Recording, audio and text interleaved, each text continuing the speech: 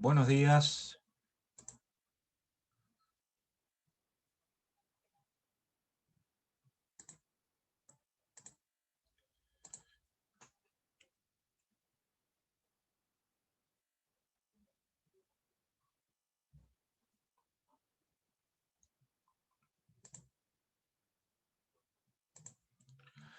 Hola, buenos días. Buen día, profe. ¿Cómo están? Vamos a continuar entonces con lo que habíamos quedado en la sesión pasada, que era los actuadores lineales o cilindros. Profesor, esa PPT aún no la sube, ¿cierto? No me acuerdo, a ver. Estoy buscando en este minuto en el aula. Dame un segundo.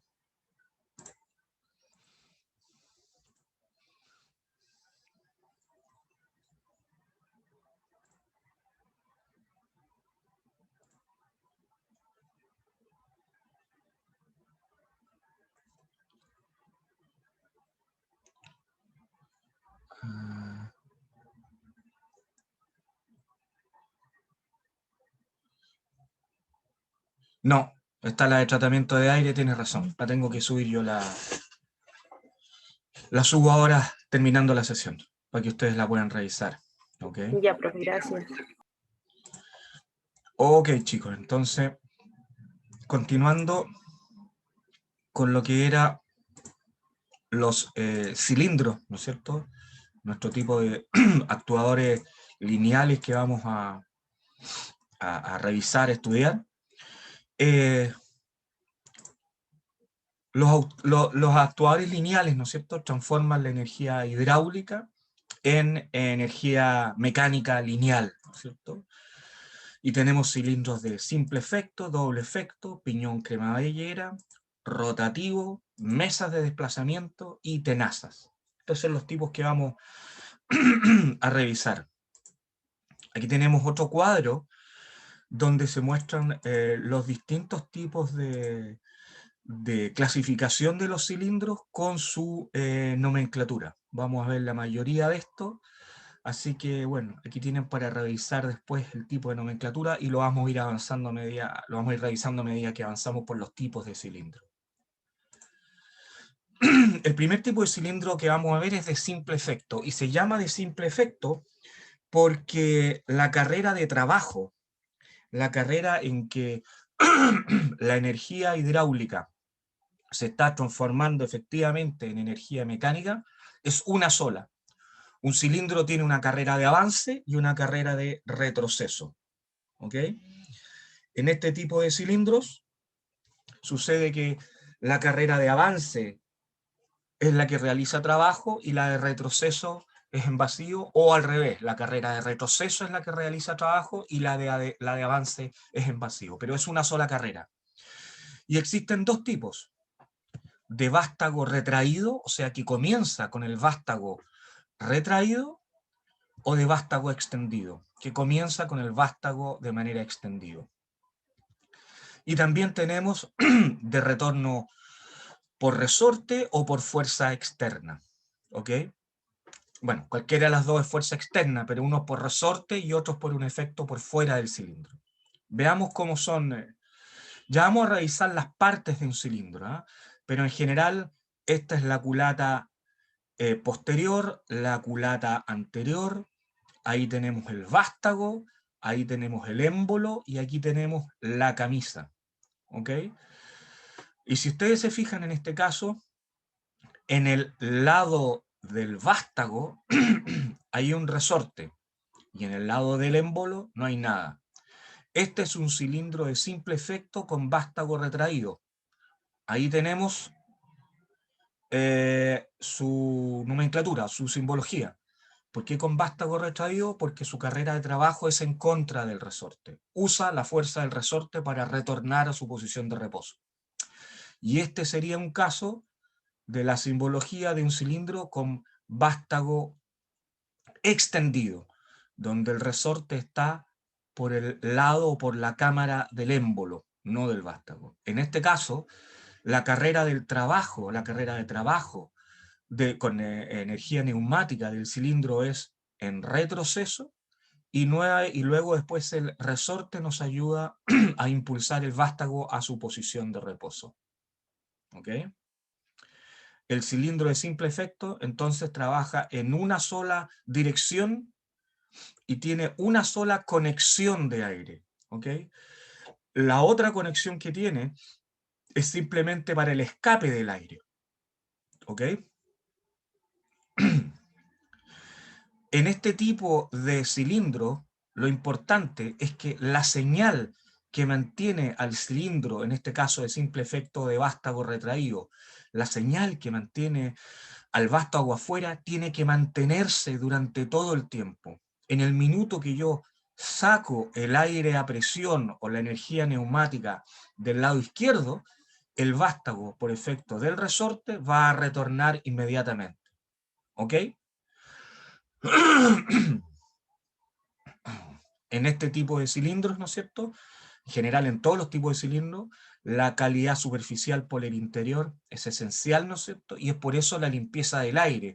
No queremos estar metiendo aire hacia acá, ¿no es cierto?, que venga con impurezas, con polvo, porque puede efectivamente dañar las paredes. Si daña las paredes, daña los sellos, que son estos rojos que vemos acá, y si daña los sellos, evita la estanqueidad que tiene que existir entre el vástago o entre la cámara del lado del émbolo y la cámara del lado del vástago. ¿Se entiende lo que estamos hablando? Sí, profe. Sí, profe. ¿Ok? Aquí tenemos Profe, entonces... Dígame. dicen que hay gente en la sala de espera. Dicen que hay... Ah, tienes razón. 2 personas en la sala de espera. Las vamos a ver y las vamos a hacer entrar. Gracias por avisarme. Les pido de todas maneras que me avisen si pasa eso, porque... pero voy a tratar de dejar esta pantalla... Ah, no, ahí la ven ustedes. ¿La ven ustedes ahí la pantalla de los participantes o no en la presentación? ¿No se ve? No. ¿No? Ah, perfecto. Listo. Acá tenemos entonces cómo sería un ejemplo de un cilindro de simple efecto. Ya vamos a ver de qué se trata esto. Es una válvula, pero lo que sí tenemos claro es que cuando conectamos la energía neumática hacia este cilindro de simple efecto, ¿no es cierto?, el cilindro o el vástago sale. Si retiramos la energía neumática, el cilindro vuelve. ¿Ok? Otro tipo de cilindro que tenemos, ¿no es cierto?, es el cilindro de membrana. En este caso, en vez de ser un vástago en el que sale, ¿no es cierto?, o el que se levanta, es simplemente una superficie que está activada por una membrana, que al entrar aire a presión, esta membrana se levanta, y al dejar de existir, esta membrana vuelve a su posición de reposo. Este tipo de cilindros entonces se utiliza cuando queremos levantar efectos en una mesa y no tiene émbolo este tipo de cilindro. Fíjense algo, la nomenclatura es exactamente la misma, ¿ok? Independiente del tipo de cilindro, la nomenclatura es esta que tenemos acá, ¿ok? Se utiliza mucho también en prensas o en sistemas, en máquinas herramientas, donde lo que se interesa es presionar una pieza o sostenerla en alguna posición, ajustar una pieza, ¿ok? Tenemos un cilindro de membrana arrollable, donde en este caso, en vez de tener un émbolo, lo que tenemos es una membrana que se expande o que se retrae. Este tipo de cilindro, nuevamente la simbología es siempre la misma, este tipo de cilindro tiene carreras muy pequeñas, ¿no es cierto?, de 10 milímetros. La gracia que tiene este tipo de cilindro es que casi no tiene roce.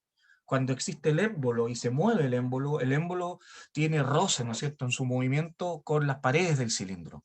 Y eso hace que parte de la fuerza, ¿no es cierto?, parte de la fuerza se va en vencer al roce. En este caso, que son carreras pequeñas y casi sin roce, se usa principalmente para acomodar piezas. necesito acomodar una pieza para que entre precisamente en un encaje, lo necesito mover 5 milímetros, 10 milímetros. Con este tipo de cilindro se hace, y la ventaja es que requieren poca fuerza porque tienen poco rozamiento. ¿Ok? Vamos a ver ahora los cilindros de doble efecto, y vamos a ver que hay tipos de cilindros que se combinan entre simple efecto y doble efecto. ¿Ok? En los tipos de cilindros de doble efecto, recordemos entonces que si el simple efecto, la carrera de trabajo era en un solo sentido, en doble efecto se refiere a que produce carrera de trabajo tanto en la carrera de salida del émbolo como en la carrera de entrada del émbolo. ¿Ok? Alguien en el chat me está diciendo. Sí, ya lo vi que hay gente en la sala de espera. Para este tipo de cilindro lo que vamos a tener son diferentes tipos de anclajes, diferentes elementos de construcción y diferentes tipos de juntas o sellos para lograr principalmente lo que es la estanqueidad, que es lo esencial. La estanqueidad se refiere, ¿no es cierto?, al sello efectivo que haya entre la cámara del émbolo y la cámara del vástago. ¿Ok? Si revisamos los componentes de un cilindro de doble efecto, o que es lo mismo de simple efecto, vamos a ver primero que tenemos los tirantes. En este caso, los tirantes me permiten mantener las dos culatas en la posición. Tenemos la camisa. La camisa es lo que provoca o que separa, ¿no es cierto?, el cilindro del resto del ambiente, y además provee una guía para el émbolo y el vástago. Y tenemos las dos culatas, la culata posterior en este caso y la culata anterior en este lado. Tenemos el vástago. El vástago es el brazo que permite, ¿no es cierto?, que permite entregar la fuerza mecánica o ejecutar la fuerza mecánica lineal. Tenemos el émbolo, que es quien recibe por un lado la presión y se desplaza a través de la camisa. Tenemos los anillos o juntas. ¿Ok?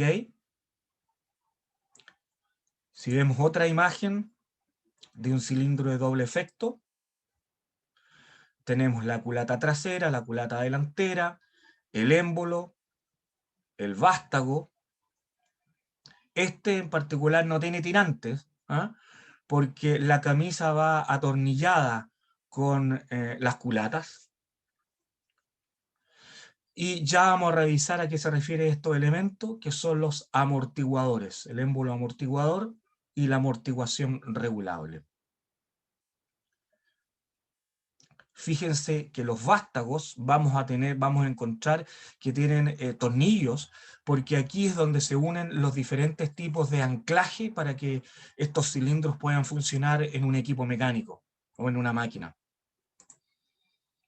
Un ejemplo de un circuito con un cilindro de doble efecto, vamos reconociendo que tenemos acá.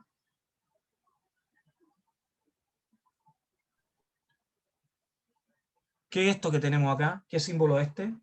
Un FLR. Bien, ¿no es cierto? Aquí tenemos un FLR. Esto que está expresado con un triángulo se refiere a todo lo que es la fuente. Ahí tenemos simbolizada, vamos a ver que se representa por un círculo con un punto en el medio o con un triángulo, se refiere a de dónde proviene la energía neumática. Tenemos ahí el compresor, los filtros, secadores, refrigeradores, están todos representados en este tipo de símbolo. ¿Okay? Y aquí vemos, ¿no es cierto?, que cuando presionamos el botón, el aire pasa a la culata, a la cámara del lado del émbolo, por lo tanto sale el cilindro de doble efecto. La simbología, ya vamos a ver qué significa esa flecha.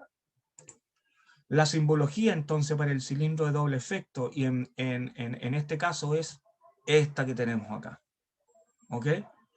Y vamos a ver distintos tipos de cilindro de doble efecto, y algunos tienen distinta nomenclatura. Entonces, aquí tenemos lo que es un cilindro de doble efecto simple. Tenemos culata anterior, culata posterior, los sellos en el émbolo, los sellos en la culata, el vástago, la camisa. ¿Ok? Ahora, una pregunta.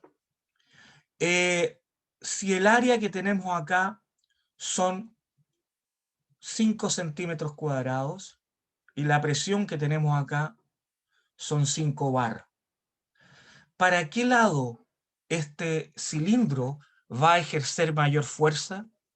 ¿En la carrera de salida? O sea, cuando el émbolo avanza y el vástago sale, ¿o en la carrera de entrada? ¿Qué De creen ustedes? entrada, ¿Por qué dices tú en la carrera de entrada? porque cuando, o sea, cuando está saliendo el émbolo, se está ejerciendo fuerza hacia arriba y al otro lado solo depende depende del componente que se esté empujando. En cambio, acá y después cuando en la de vuelta, hay que luchar contra los 5 bar. No, No porque, sé si me ojo, entendí. ojo, ojo, en estos cilindros yo aplico los 5 o los 6 bar por los 7 bar por este lado y el vástago sale. Y después aplico los 7 bar por este lado y el vástago entra. Y cuando aplico por este lado, esto está conectado al ambiente, y cuando aplico por el lado del vástago, este lado está conectado al ambiente. Entonces, en general, tú no luchas contra los 5 bar o los 7 bar que están en el lado contrario. ¿Ok? Mm, ya. En este caso, la fuerza es presión por área. ¿No es Entonces, cierto? el lado que tiene más área debería tener más fuerza. Por lo Entonces, de tanto, vuelta, ¿cuál es el lado que tiene más área? el retroceso. ¿Por qué tiene más área el lado del retroceso? Respecto a la imagen, No, pues con esta imagen. El lado, mira, la carrera de salida es tal como la estoy mostrando hacia la derecha. ¿No es cierto? Ahí sale el vástago. ¿Cuál es el área sobre el cual se aplica esta fuerza en el lado del vástago? O sea, en el lado del émbolo. Fíjate que cuando la presión empieza a entrar acá, este vástago se mueve y en el minuto que se mueve, el área completa es esta. Todo el área del émbolo. ¿Ok? ¿Se entiende, no? sí. Aquí no se ve, pero la presión está en todos lados, no solo en este lado de acá. Por lo tanto, el área del émbolo es esta, son los 5 centímetros cuadrados. Ahora, cuando el vástago retrocede, ¿cuál es el área del émbolo expuesta a la presión?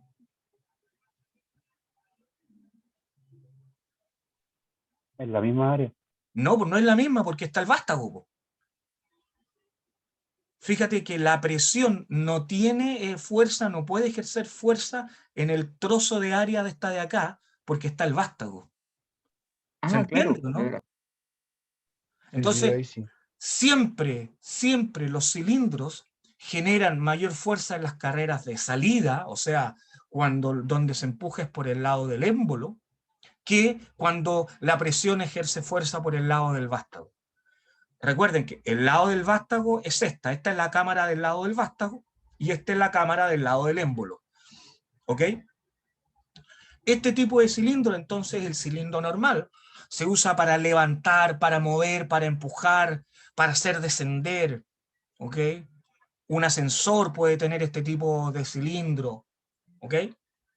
Y siempre ejerce mayor fuerza en la carrera de salida que en la carrera de retorno. ¿Ok? Este es otro tipo de cilindro que la ventaja que tiene es que tiene doble vástago.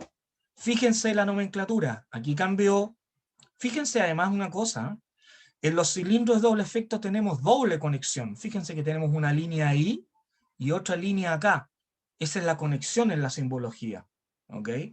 Y en un cilindro de doble efecto tenemos dos conexiones porque son las dos están conectadas en algún momento a la presión. En los cilindros de simple efecto era solo uno la conexión que está conectada a la presión. ¿Ok? Aquí tenemos las dos conexiones, tenemos el émbolo, pero el vástago lo vemos que está hacia los dos lados. ¿Ok? Este tipo de cilindro permite ejercer fuerzas tanto y en ambos sentidos, ¿no es cierto?, debido a que tiene un doble vástago.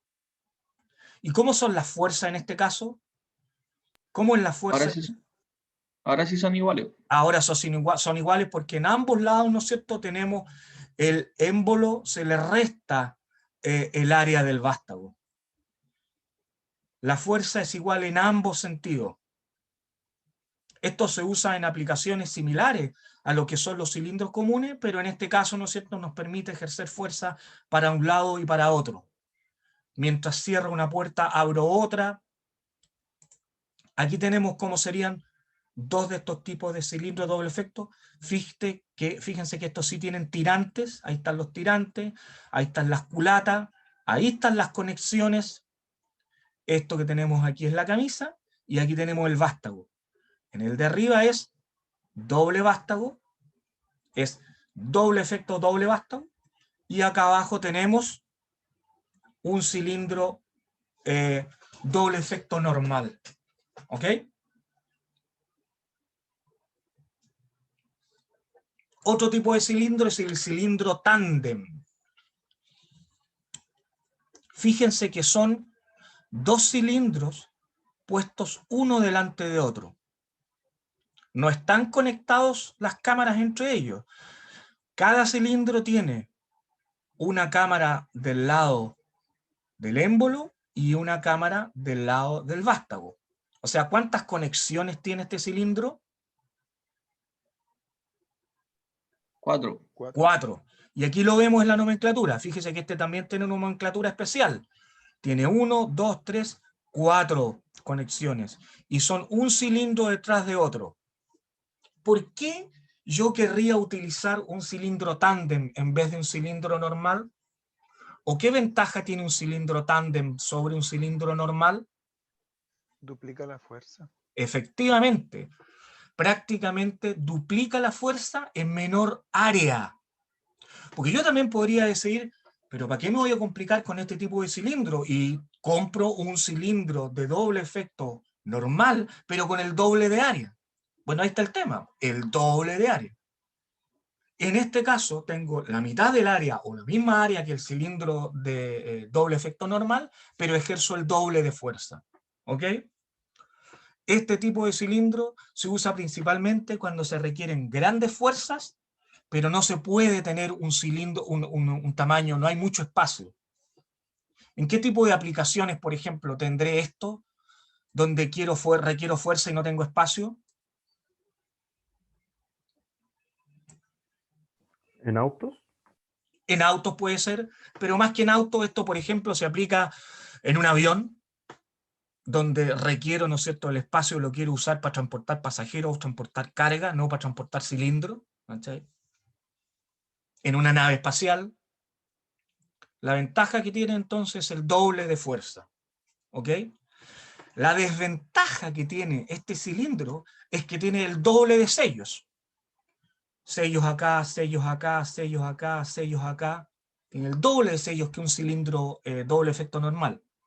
Y los sellos, ya vamos a ver, se recambian, ¿no es cierto? Entonces aquí tenemos un gasto de mantenimiento adicional, pero logramos nuestro objetivo, que era efectivamente poder lograr el doble de fuerza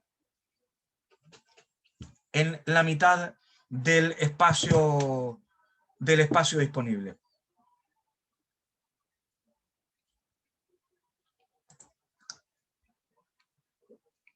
Ahí tenemos cómo se vería un cilindro tándem. ¿Ok?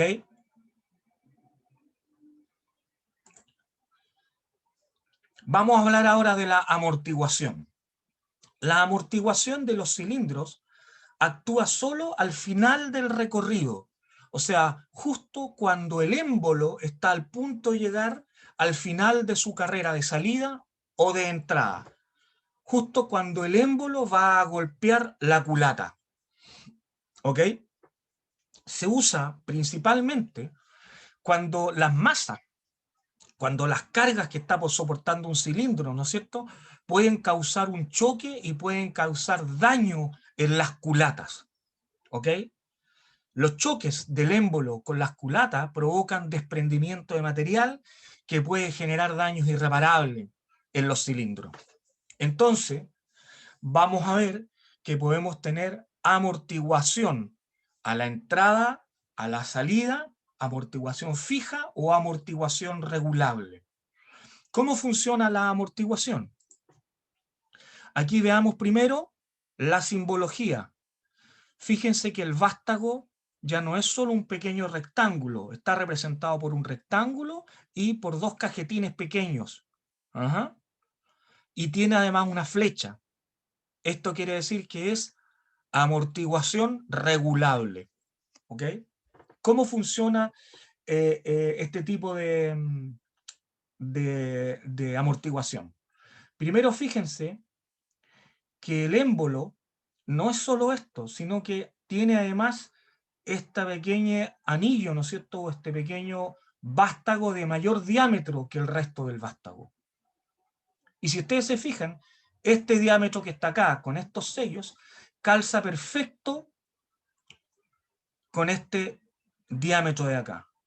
Si bien el diámetro del vástago es más pequeño, puede ser, no sé, 5 centímetros o 5 centímetros, bien digo, el diámetro del amortiguador, este es el efecto amortiguador, tiene 6 centímetros de diámetro.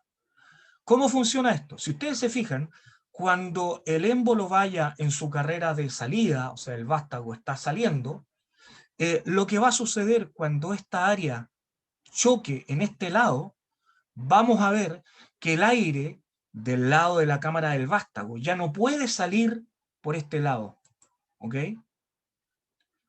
El único lado donde le queda de salir es este pequeño agujero para acá.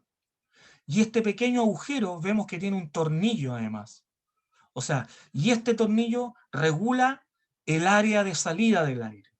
Entonces, la amortiguación lo que hace es que al tocar, ¿no es cierto?, este amortiguador, este émbolo amortiguador, al sellar esta área, disminuye la cantidad de aire que sale, y al disminuir la cantidad de aire que sale, estamos frenando el émbolo. Frenándolo, ¿no es cierto?, esta masa o este vástago que está saliendo. Por lo tanto, cuando choque o cuando toque el émbolo con la culata, lo va a hacer de manera suave porque la velocidad ya descendió. Y en este caso vemos que este efecto amortiguador funciona tanto para la carrera de salida como para la carrera de entrada. Si ustedes se fijan, aquí tengo también el émbolo amortiguador. Y aquí tengo también el canal de salida y el tornillo regulador. El efecto de la regulación viene dado por estos tornillos. ¿Cuáles son las posibilidades que tenemos entonces? Este es un cilindro de doble efecto con amortiguación no regulable solo en la cámara del vástago. Aquí tenemos cilindro de doble efecto con amortiguación no regulable solo en la cámara del émbolo. Cilindro de doble efecto con amortiguación no regulable en ambas caras. Y aquí tenemos el mismo caso con amortiguación regulable en un lado y regulable en los dos lados. ¿Ok? ¿Alguna duda con respecto al funcionamiento de la amortiguación? Sirve para neumática y Ya y lo la- vamos a ver. No se me adelante. Neumática tenemos, en hidráulica tenemos otro, si bien la nomenclatura es la misma, tenemos otro tipo de formas de lograr amortiguaciones y frenos. Ya lo vamos a ver. ¿Ok? Otro tipo de cilindro que se usa mucho es el cilindro multiposicional. El cilindro multiposicional también tiene 4 conexiones y son también 2 cilindros enfrentados o colocados uno de frente de otro, pero en este caso, ¿no es cierto?, no tienen un solo vástago. Fíjense que a diferencia, lo vamos a revisar, a diferencia del cilindro tándem, en que los vástagos están conectados, ¿no es cierto?, el vástago está conectado desde el cilindro 1 al cilindro 2, el movimiento del vástago es solidario. En el caso del cilindro multiposicional, los vástagos no están conectados. ¿Para qué se usa esto? se usa para lograr, ¿no es cierto?, diferentes posiciones fijas en cuanto a un cilindro. Voy a tener 4 posiciones de reposo en este caso. La primera posición de reposo, cuando ambos están en la zona central, cuando ambos están al lado izquierdo, cuando ambos están al lado derecho, o cuando uno está al lado izquierdo y otro está al lado derecho. ¿Cómo lo resumimos? Acá. Cuando ambos cilindros están con sus vástagos retraídos, es la posición 0. Cuando sale solamente, ¿no es cierto?, el vástago del lado izquierdo, tenemos la posición 100. Si además sacamos, ¿no es cierto?, el vástago del lado derecho, tenemos la posición 200, y si sacamos ambos vástagos, tenemos la posición 300. O sea, tenemos cuatro posiciones, ¿ok?, de reposo. Ya vamos a ver que en un cilindro normal las posiciones se pueden fijar también de manera intermedia, pero en este caso tenemos 4 posiciones de reposo para un cilindro. ¿Dónde se usa esto? En clasificadores. Cuando tengo, ¿no es cierto?, en una zona de embalaje o de packaging, tengo que desviar ciertos tipos de caja a diferentes posiciones, con este tipo de cilindro regulo por la posición en que va a distribuir cada caja en función de las correas transportadoras y de la posición del cilindro. Otro tipo de cilindro que tengo es el cilindro de impacto. ¿Ok? En este caso, ¿no es cierto?, fíjense una característica. Tengo acá, ¿no es cierto?, aire entrando y aquí también tengo aire entrando. Ambas señales por ambos lados están funcionando. Y lo que se hace acá, ¿no es cierto?, es que se desconecta la señal del lado del vástago y como está con alta presión por el lado del émbolo, el vástago sale de manera violenta. Este cilindro de impacto, cuya nomenclatura es esta, tiene 3 y cuarta conexión por acá, ¿no es cierto?, se utiliza principalmente para hacer remaches. ¿Ok? Aquí tenemos cómo funciona un cilindro de impacto, donde tenemos esta señal por el lado derecho, se conecta la señal, disculpa, por el lado inferior en el lado arriba, se desconecta la de abajo y funciona de manera violenta, golpea, ¿no es cierto?, provoca el impacto. Otro tipo de cilindro que tenemos es el cilindro de giro. Un cilindro de giro, mediante un sistema de piñón y cremallera, lo que hace es que provoca un giro de un eje o de algún elemento. Este es el símbolo de un cilindro de giro. ¿Okay? Es totalmente diferente a lo que es los cilindros. Y los ángulos suelen ser, ¿no es cierto?, de giros de 45, 90, 180, 290 y hasta 720 grados. ¿Ok? Y en función de la demultiplicación o la cantidad de dientes que tenga el conjunto piñón-cremallera, va a ser, ¿no es cierto?, la fuerza que vamos a hacer en este, o el torque que vamos a hacer. Se usa principalmente para voltear pieza, para lograr el giro de pieza, para doblar tubo, para accionar válvulas de cierre, ¿no es cierto?, como las llaves que tenemos en la casa. Ese tipo de válvulas se cierran o se abren con este tipo de cilindro. Ahora, todo lo que hemos visto son estos distintos tipos de cilindros, ¿no es cierto?, que se aplican sobre diferentes equipos de automatización.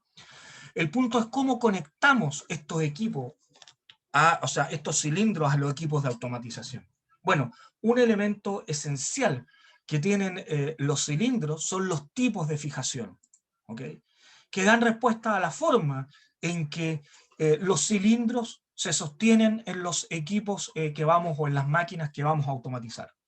Las partes del cilindro, recordemos, culata anterior, culata posterior, vástago, émbolo, los sellos, los elementos amortiguadores, las conexiones, y además tenemos los tipos de fijación. Cuando tengamos que elegir cilindros, vamos inmediatamente a elegir el tipo de fijación, que es el tipo de sostén que va a tener el cilindro o de conexión que va a tener con el equipo, y este tipo de elementos se selecciona en función si quiero que este cilindro esté pivotante o esté fijo, ¿ok? Por ejemplo, aquí estamos fijando por los pies, fijación por el lado de la rosca, brida anterior, que está en la culata anterior, brida posterior, en la culata posterior, brida oscilante, o sea, aquí permite que el cilindro pivotee sobre este lado, brida oscilante central o brida oscilante posterior. Si vemos cómo se vería en un catálogo, este es el cilindro, y aquí tenemos, para el vástago, tenemos para fijar en eje, con una horquilla y rótula. Aquí tenemos para la culata posterior o culata trasera, tenemos charnela hembra, charnela macho, charnela con rótula, soporte con contracharnela o una charnela intermedia que me permite pivotear, ¿no es cierto?, con pie o con una brida. Y para la culata delantera tenemos brida y pie. Dependiendo del fabricante y la marca que ustedes elijan, se van a encontrar también con este tipo de elementos. Por lo tanto, en su máquina, en su proyecto, ¿no es cierto?, de automatización, no solo tienen que considerar el tipo de cilindro, sino que además el tipo de fijación, cómo van a fijar este cilindro al equipo. ¿Esto dónde queda especificado? ¿Dónde queda especificado? No te entiendo. O sea, si estamos haciendo como un circuito neumático, ¿dónde queda especificado el tipo de fijación? Bueno, en la primera sesión yo les expliqué, ¿no es cierto?, que todo lo que hacemos en circuito neumático tenemos un plano. Y el plano, ¿se acuerdan cómo era el orden de un plano? No, ya no se acuerdan a esta altura. Abajo tenemos elementos de generación, después los elementos de control, los elementos de variación y los elementos de trabajo. Aquí, en ese plano, van a ir la simbología. Y la simbología, vemos que de la simbología del cilindro no te indica el tipo de brida. Pero al lado del plano, o en el mismo plano, vamos a tener el BOM, el Bill of Material, que en el fondo es un cajetín donde ustedes van a indicar del tipo de cilindro, simple efecto, cuántos cilindros van a tener, y ahí van a indicar, ¿no es cierto?, también qué tipo de fijaciones van a tener. Su plano final de su proyecto tiene que ser un plano, ¿no es cierto?, en un formato A0 o lo que sea, donde esté el circuito, donde esté el Bill of Material y donde esté también el cajetín indicando el proyecto, el nombre del proyectista, todo, tal como vieron ustedes en dibujo mecánico. ¿Ok? Sí, gracias, profe. Otro elemento muy relevante son las juntas o los sellos. ¿Ok? Y vamos a tenemos distintos tipos de juntas, donde tenemos juntas tóricas, juntas preformadas, juntas cuadradas, manguitos, collarines. La selección de las juntas tiene que ver mucho con las velocidades con que se muevan. En general, estas juntas tóricas, que son como un toroide, ¿no es cierto?, se usan para bajas velocidades. Cuando son así cilíndricas, ¿no es cierto?, tienen problemas cuando aumenta mucho la velocidad de atrapamiento. Por lo tanto, se usan para bajas velocidades principalmente. Las que se usan normalmente para altas velocidades tenemos juntas cuadradas, manguitos o juntas por ambos lados. ¿Ok? Profe, ¿cuál es la diferencia entre la junta tórica y la preformada? Porque en el dibujo se ven iguales, creo. Sí, la tórica es totalmente flexible y la preformada, ¿no es cierto?, no es tan flexible. Permite sostener mejor la forma cilíndrica. ¿Ok? No lo tengo aquí, pero vamos a ver también que hay unos sellos combinados, o sea, combinan teflón con elementos flexibles. Ya les voy a mostrar una de esas. Para su trabajo, otro elemento esencial es cómo voy a hacer la selección de los cilindros. ¿Cómo voy a elegir los cilindros? Lo importante es que cuando elija los cilindros no se debe generar pandeo. ¿Ok? Entonces, para seleccionar cilindros, primero realizo los cálculos de fuerza que voy a requerir, la verificación del pandeo, la necesidad o la capacidad de amortiguación, las fuerzas radiales a las que voy a estar sometido y el consumo de aire comprimido. Vamos a ver, por ejemplo, una aplicación de un cilindro que lógicamente... Ahí sí. A ver.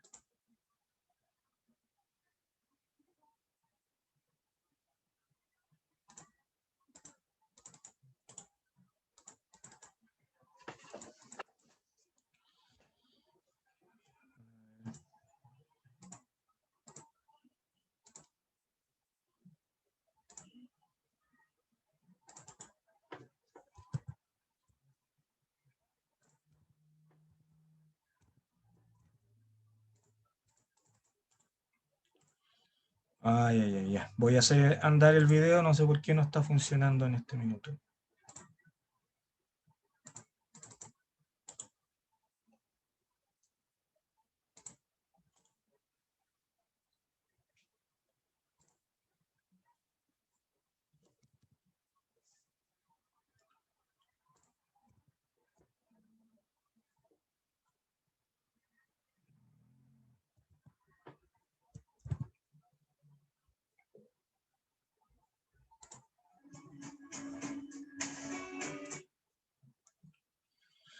Y ahí sí funciona, entonces vamos a...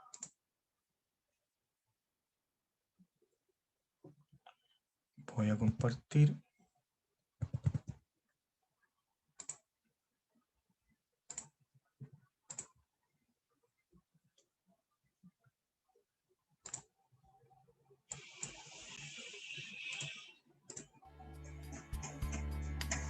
Ahí lo están viendo, ¿no es cierto? Sí, profe. Perfecto.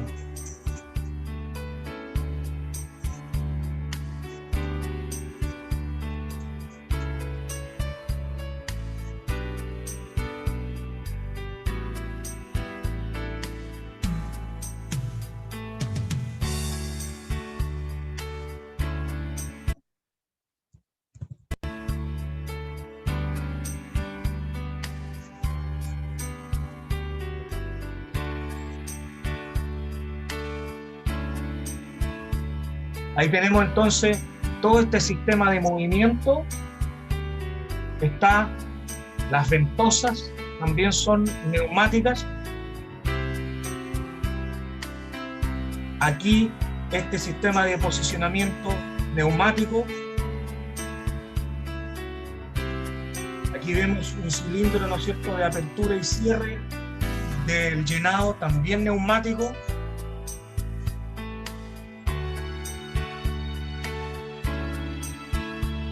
Sistema de entrega de las bolsas y apertura de la bolsa.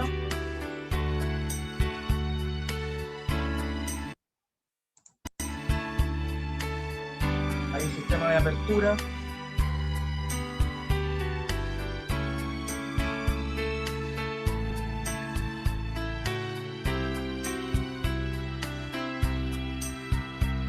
El sistema de etiquetado también. Entrega la etiqueta para colocar en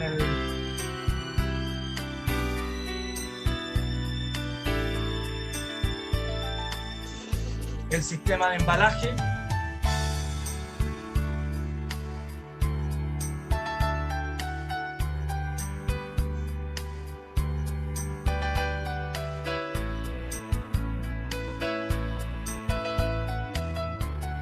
El sistema de paletizado también es todo neumático.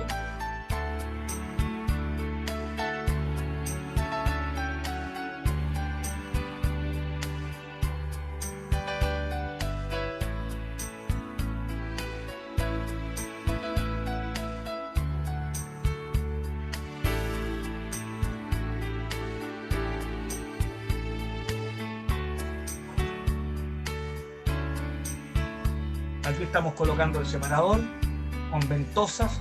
Ya vamos a ver también cómo funcionan las ventosas.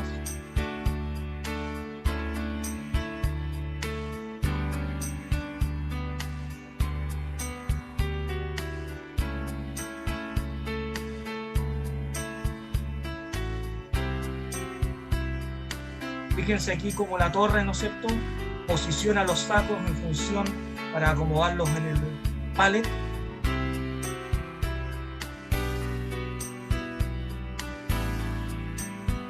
Y después que los coloca, los presiona.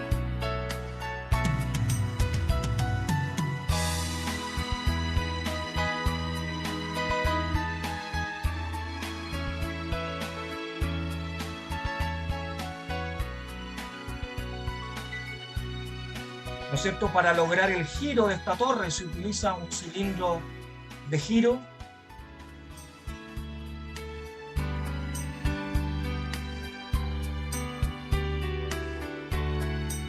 En este caso vemos un control por PLC. Parte de nuestro curso también, ¿no es cierto?, incluye lo que es la programación por PLC.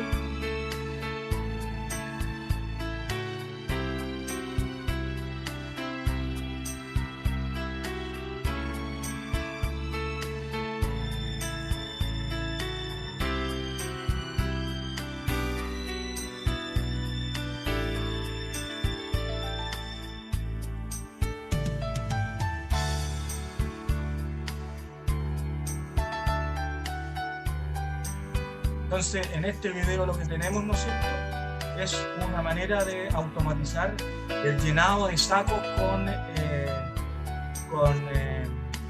en este caso era alimento para animales, ¿no es cierto?, de manera automatizada. Incluye tomar el saco, llenarlo, sellarlo y finalmente acomodarlo en un pallet. Una tarea que probablemente se hacía de manera manual, ahora se hace de manera automatizada.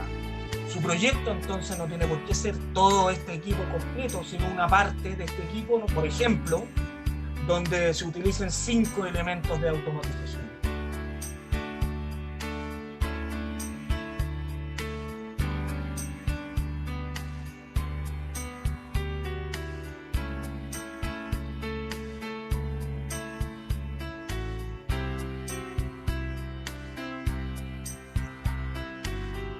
Entonces, ¿pero tiene que ser al menos 5 o tiene que ser como máximo 5? No, al menos 5. Al menos 5. No es necesario Ya, que ok, sea... ok, gracias. Ya. Ok. ¿No es cierto? Aquí tenemos también, ¿no es cierto?, apertura y cierre de un sistema de cerrado. Ok. Entonces, lo primero que vamos a ver, ¿no es cierto?, en la selección de nuestro sistema de automatización es justamente el cálculo de la fuerza. ¿Cuál es la fuerza que vamos a requerir en nuestro sistema? Y la fuerza es la presión por el área, ¿no es cierto?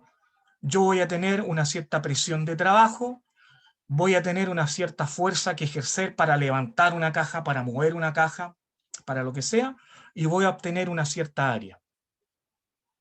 También, en función de eso, voy a poder determinar el pandeo, ¿no es cierto?, en función del módulo de elasticidad, momento de inercia.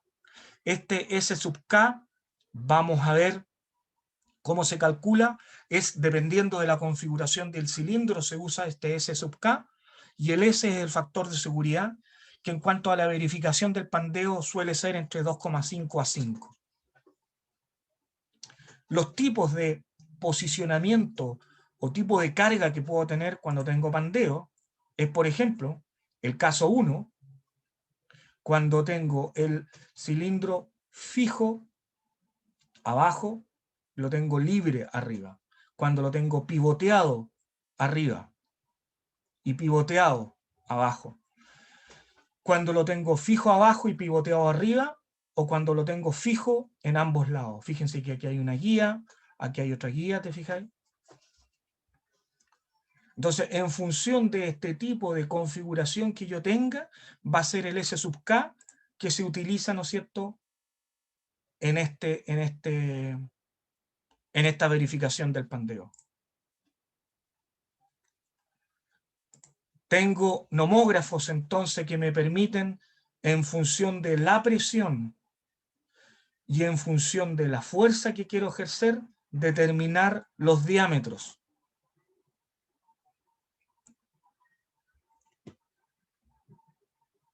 ¿Ok? Aquí tengo también otro nomógrafo de presión-fuerza. Tengo presión, tengo la fuerza en función del diámetro.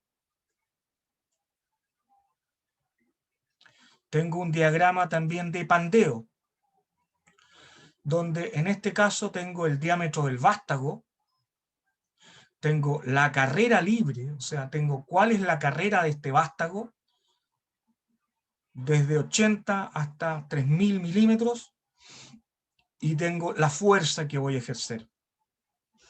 Entonces, si necesito una carrera de 200 milímetros para ejercer una fuerza de 1000 newton, veo que mi diámetro del vástago tiene que ser cercano a los 10 milímetros.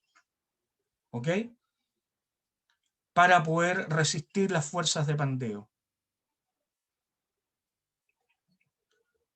Asimismo, en función de el diámetro y la presión, voy a saber también el consumo de aire que voy a tener por carrera. Litros por centímetro de carrera van a ser tantos litros por cada centímetro de la carrera. Por lo tanto, para un émbolo de 100 milímetros de diámetro a una presión de 6 bar, voy a estar consumiendo 5 litros por centímetro de carrera. Por lo tanto, si mi émbolo tiene 10 centímetros, voy a consumir 50. La fórmula está, lo que pasa es que aquí están graficadas, ¿se fija?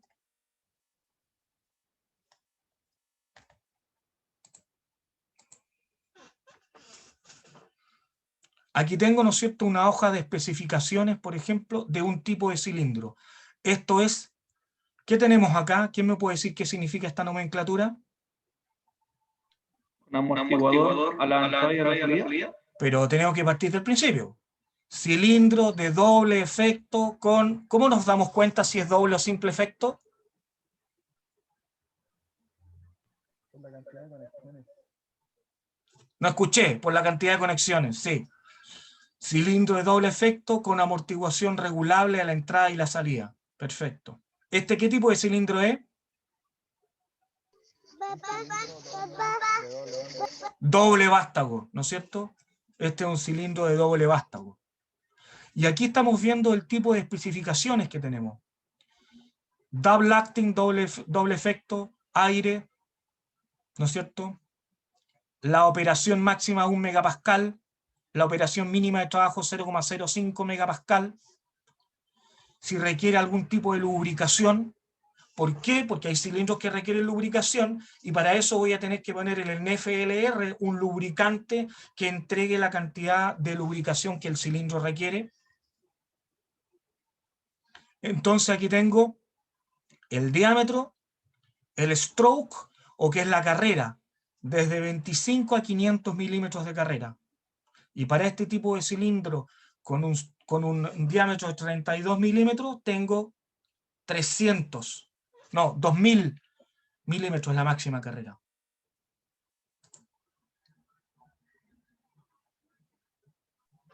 ¿Profe? Dígame. ¿Existe alguna estandarización tipo ISO de los cilindros? Mira, normalmente te vas a dar cuenta que las carreras, los diámetros están en 32, 40, 50, 63. Esa es y los milímetros, la carrera va 25, 50, 80, 100, 125. Lo vamos a ver, mira. Aquí te voy a mostrar otra lámina de selección donde aquí tiene los mismos diámetros, 32, 40, 45. ¿Te fijáis? 40, 50 diámetros. ¿No es cierto? Y fíjense lo que sale acá. En operación de salida, o sea, aquí tenemos la simbología, y en operación de entrada. En operación de salida, el área es de 800 milímetros cuadrados y en la entrada 690. ¿Por qué es menor en la entrada? Por el vástago. Por el vástago. Y aquí tenemos entonces la presión de operación en salida y en entrada, según los megapascales. Este cilindro de diámetro 32, cuando lo opero en 0,5 megapascales, en la salida tiene 400 newton, ahí está, newton de fuerza, y en la entrada 345 newton de fuerza.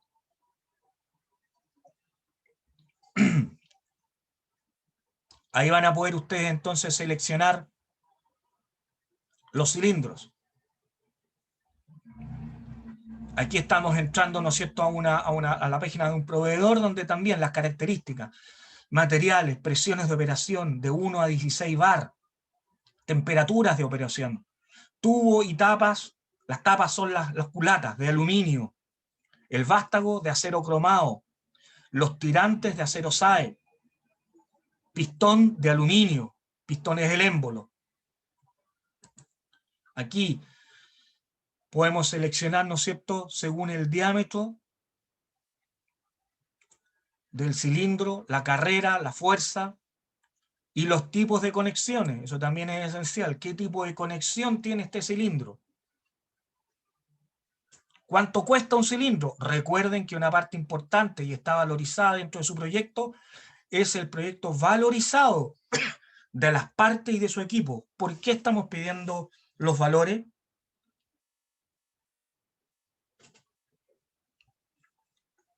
Para comparar después si una buena opción.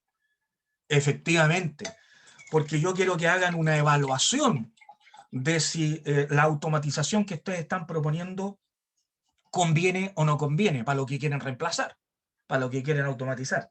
¿Ok? La evaluación económica de su proyecto. Aquí tenemos, ¿no es cierto?, un actuador eléctrico, una válvula. Aquí tenemos los valores. Las válvulas están alrededor de 20.000 pesos.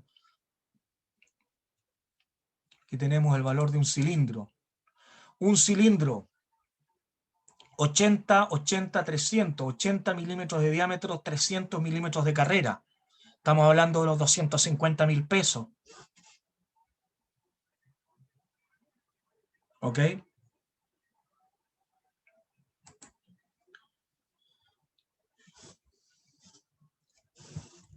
Yo estoy confundido todavía. ¿Las clases hasta qué hora son? ¿Hasta las 8:25?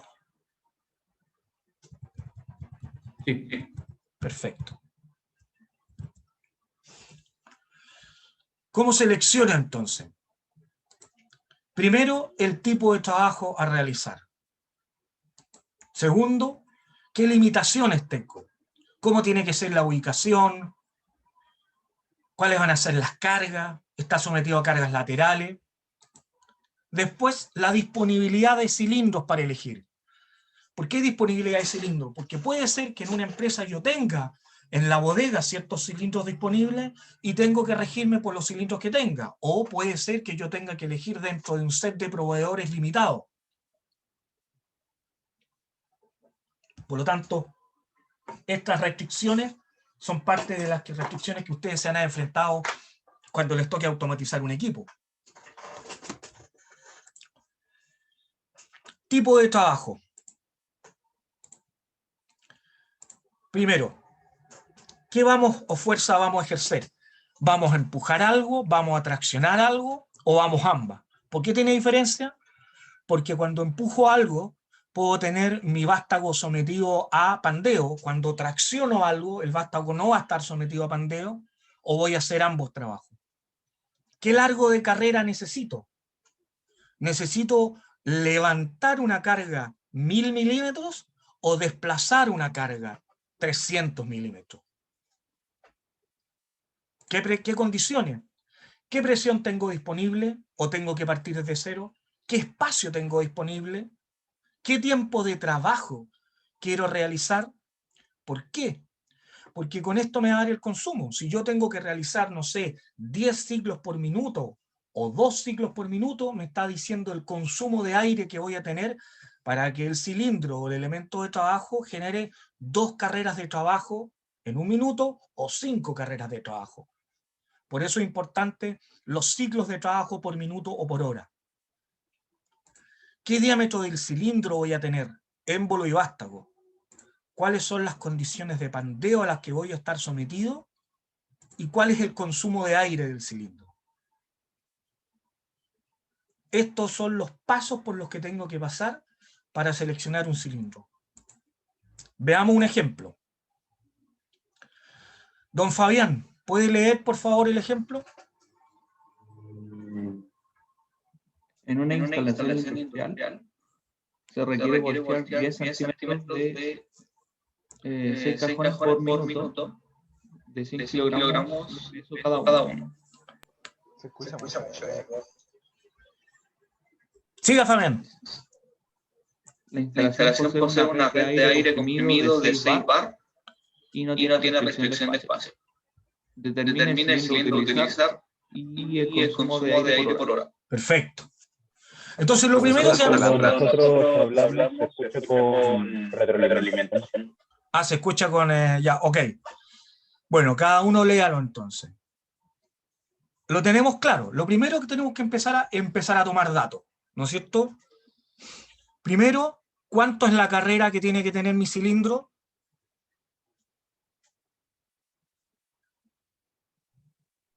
$10 100 milímetros. Perfecto. ¿Cuánto es la fuerza que tengo que ejercer? Alrededor de 1000 newton. ¿No es cierto? ¿Y cuál es el trabajo que tengo que hacer por hora, por minuto?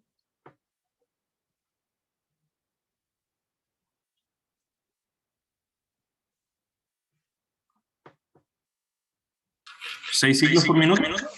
6 ciclos por minuto, un ciclo cada 10 segundos. Y la presión que tenemos disponible son de 6 bar, ¿ok? No tengo restricciones de espacio. Entonces lo primero es la fuerza. ¿La fuerza cómo se calcula? Efectivamente, como dijeron por ahí, la fuerza es la masa por G, 980 newton. Vamos a utilizar un factor de seguridad de 1,5. Para 1000 newton, 1,5.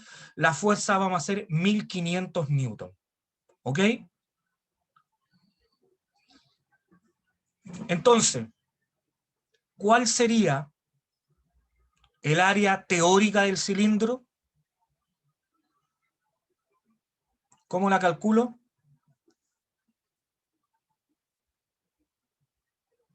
Con la presión de los 6 bar. No te escucho bien. Te escucho muy bajito. Sería la fuerza dividida en la presión. ¿No es cierto? ¿Y la fuerza cuánto es la que vamos a utilizar? 2500 newton. Dividido en 6 bar. y 6 bar. ¿Cuánto? ¿En qué lado vamos a usar? ¿En qué unidad tenemos que usarla? ¿En bar? En pascales. En pascales, ¿no es cierto? 6 por 10 elevado a 5 pascales nos da aproximadamente 250 por 10 elevado a 5 por 10 elevado a menos 5 metros cuadrados, un diámetro teórico de 57 milímetros. Y si vamos a ver, en los cilindros no tenemos 57 milímetros, pero nos vamos al siguiente, 63 milímetros. Y la carrera que vamos a utilizar para darnos un factor de seguridad también, en vez de 100 milímetros vamos a utilizar 125 milímetros. Y ahí vemos las características. Para un cilindro de 63 milímetros de diámetro, ¿no es cierto? Cuando estamos trabajando en los 6 bar, me parece que era a esta altura tenemos los 6 bar, tenemos 1550 y 1400 newton. Ok. Sigamos adelante entonces.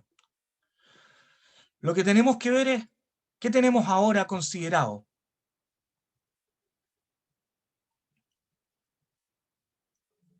Tenemos la fuerza, tenemos el diámetro y tenemos, ¿no es cierto?, el tipo de cilindro que vamos a utilizar. ¿Ok?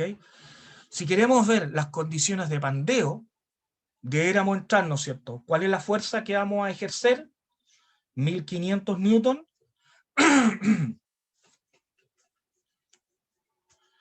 Veamos el diagrama de pandeo.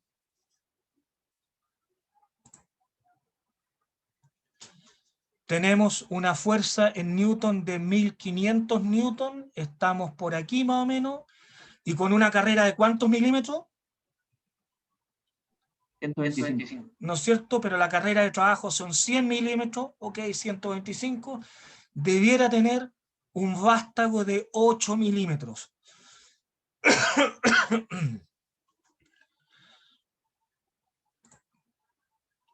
Aquí estamos, 63. Y este tiene el vástago de 20 milímetros. O sea, estamos absolutamente cubiertos con este tipo de cilindro. ¿Ok? Vamos siguiendo el ejemplo, ¿no? Sí.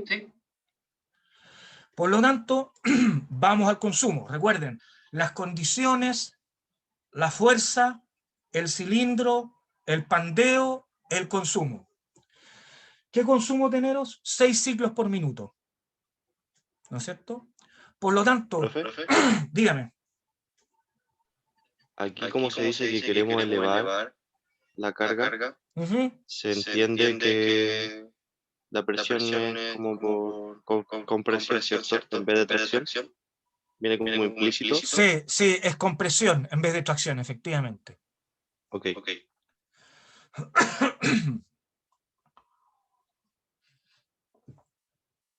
Entonces, ¿cómo calculo el consumo en litros o en litros por minuto?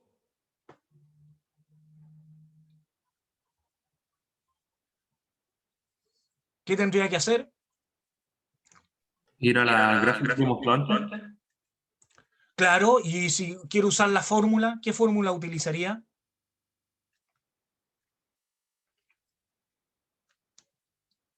Esto es física básica. Habría que ver el volumen del cilindro y multiplicarlo por 6. ¿No es cierto? ¿El volumen del cilindro cuál sería? El área del cilindro por el largo del cilindro. O sea, tenemos 31,17 centímetros por 10 centímetros de carrera por 6 ciclos por minuto, 1870 centímetros cúbicos por minuto, o sea, 1,8 litros por minuto. Y ahora, pero esos 1,8 litros, ¿a qué presión son? A 6 bar, ¿no es cierto? ¿Cómo calculo entonces la presión, o sea, el consumo a presión normal, a presión ambiental, o el consumo normalizado que se llama? Con las tablas que nos mostró.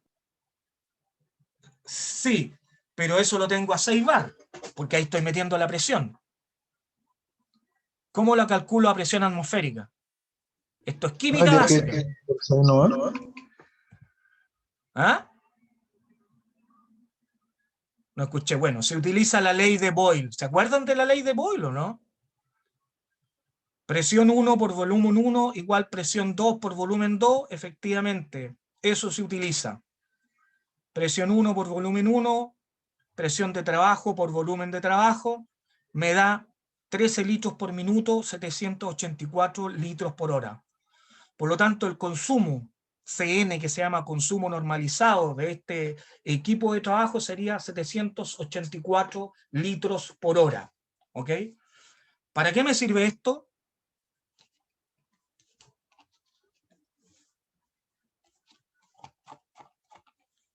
¿Para qué necesitaba el consumo? El tamaño del estanque. ¿Y más que el estanque?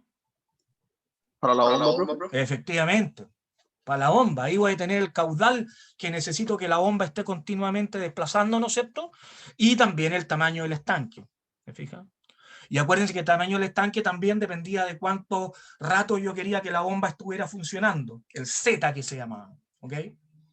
Entonces aquí vemos un ejemplo de un cálculo del cilindro. Antes de continuar, ay, ya se me acabó el tiempo. Todos seleccionaron su proyecto o no.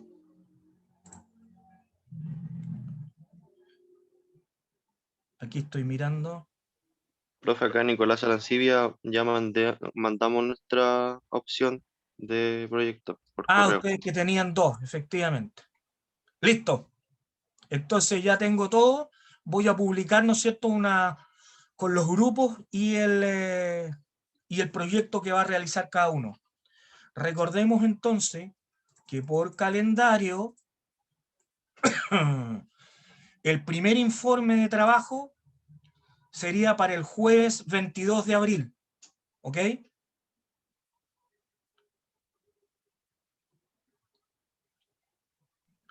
¿Qué tendría que contener? Ese lo voy a subir también. Ese informe tiene que presentar cuál es el problema que van a resolver, o sea, por qué quieren hacer esto, ¿no es cierto? Y los desafíos que tienen que enfrentar en esta resolución. ¿Qué van a tener que calcular? ¿Cuáles van a ser las limitaciones que tienen? Presentar el proyecto en el fondo. ¿Estamos?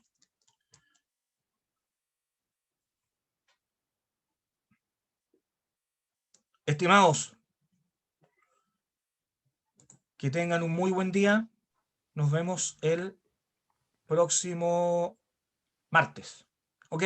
Igualmente, profe, que esté bien. Chao, profe. Chao, Chao, profe. Gracias. Chao, profe. Profe, tengo que hablar con usted. Ok, quédese en línea.